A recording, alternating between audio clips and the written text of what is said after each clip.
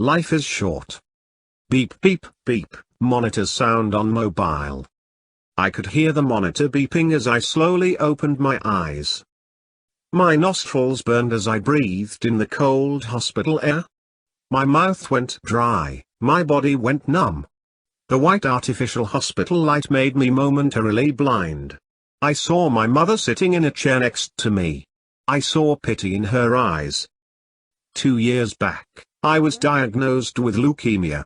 I was shocked and disheartened. I used to curse God and ask him, why me? Every single day. I am doing fine, mother. I used to say this lie to my mum to make her happy, and that's what I did now. How are you feeling, Beta? You sound a bit weak. Do you need me to get a doctor? The concern in her voice is what always got me to hold back from screaming in pain. There was a soft knock on the door before Dr. Bat walked in with his white doctor coat and his clipboard. I remember he always wore a smile even if he didn't mean it from the bottom of his heart, but today he had a grim expression. I knew he was here to give us some really bad news. Hello, Mrs. Sharma and Manvir. Manvir, your cancer has reached the final stage. It has spread in your entire body and you are too weak to do anything at the moment. I am sorry, but you hardly have few days to live. There is nothing else we can do. The room went quiet. I could hear the rain pounding on the window and the thunder at a distance. And then suddenly my mom just dropped on the floor and started crying hysterically. She kept repeating why? Over and over again. That's when my dad and sister came in the room. He kneeled on the ground, grabbed her by the shoulders and pulled her into a tight hug. It's all right, baby. It's all right. Everything is going to be fine. That's all he kept telling her while he swayed her back and forth trying to calm her down. My sister came straight to my side and hugged me. Look at me, Manvir. You are a fighter. You get it? Do not lose hope and give up. Think of your favorite cricketer Yuvraj Singh. How he defeated cancer. Yes, think about it. I regained my hope and started thinking about my life. All the laughs and mistakes I had made flashed before my eyes. My dreams, my undone work and desires. I wanted to become cricketer and make my parents proud. I wanted to travel the world and fly high. Many thoughts came across my mind and then I had an idea. I asked my mum to call the doctor immediately. Is everything all right? My mum asked. Huffle-buffle, the doctor came with worry in his eyes. Doctor, I have a confession to make.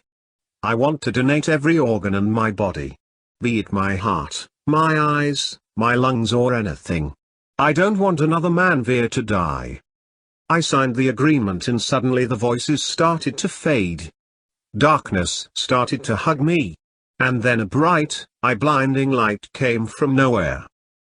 The light became brighter and brighter as I was moving closer and closer.